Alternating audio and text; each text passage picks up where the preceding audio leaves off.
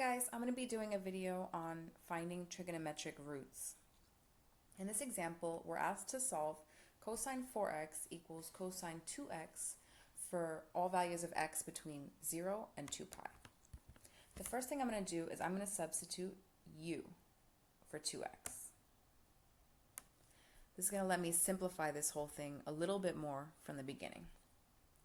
So now we have cosine 2u equals cosine u.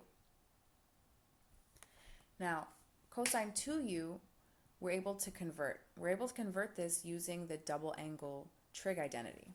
So cosine 2u will actually equal 2 cosine squared u minus 1.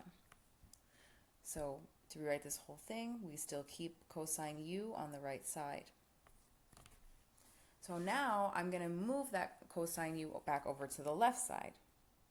When I do this, I'm going to have the whole thing set equal to 0. Okay, and I'm actually going to put this cosine u right here in the middle so that you'll see easily what I'm doing. So now it's very clear what we have is a quadratic function. So when we have a quadratic function, we know we can factor. This is going to factor down into 2 cosine u plus 1 times cosine u minus 1. Okay, this whole thing is going to be equal to 0 still. Now, I'm not going to go over how I factored that. I'm going to be making a video soon about that type of factoring if you need a little refresh on how to do that, all right? So we're going to set both of those equal to 0, and we end up getting cosine u equals negative 1/2, and cosine u equals 1. So before I go ahead and get the values for u, remember we had the x had to be between 0 and 2 pi here. But remember, I substituted u for 2x. So this range here will actually be multiplied by 2. So we can actually find all values up to 4 pi. That's what we're going to be looking for here. So the values of u, where cosine u would equal negative 1/2, would be 2 pi over 3, 4 pi over 3, those two would be in the first revolution, and then we're going to go a little higher than 2 pi, we're going to go up to 4 pi actually, and we'll have 8 pi over 3 and 10 pi over 3.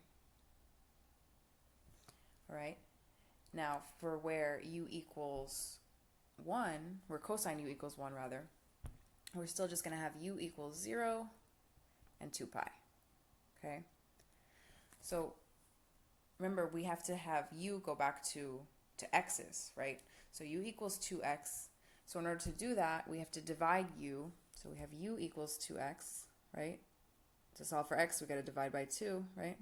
So now we have to divide all of these answers for u by 2, and then finally we'll get our answers for x. Okay, so x, I'm just going to go right down the line here. 0, obviously, 0 divided by 2 is 0. Okay, 2 pi divided by 3 turns into pi over 3. 4 pi over 3 turns into 2 pi over 3. Okay, we have pi. I'm just keeping this in numerical order now. We have 4 pi over 3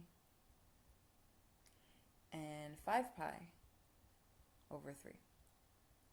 All right, so those are all of our values for x. All right, thank you guys for watching. If you need to contact me, you can always find me on Facebook, Student Success with Jess, Instagram, and my website is www.studentsuccesswithjess.com.